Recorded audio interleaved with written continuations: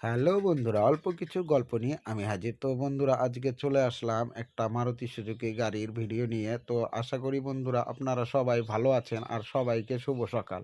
তো বন্ধুরা, দেখতে পাচ্ছেন এটা কিন্তু মারুতি সুজুকির আর্টিকা গাড়ি। আর আর্টিকা গাড়ি দেখেছেন ড্যাশবোর্ড থেকে একদম সামনের ফ্রন্টের লুকটা দেখেছেন ড্যাশবোর্ডের? দেখুন স্টিয়ারিং, দেখুন মিটার, দেখুন কতটা সুন্দর করেছে দেখেছেন।